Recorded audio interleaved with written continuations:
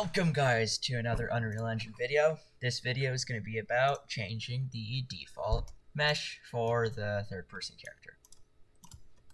So here's my third person character. I put a lot of time into it. I added a sprinting function, a crouching function, an attacking function, and whatever, but then you also got a new character that you want to replace it with.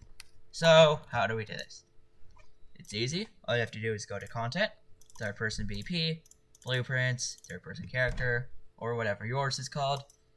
Under your third person character, go to your viewport, your mannequin, and then to your character that you want to use, which over here is going to be Murdoch.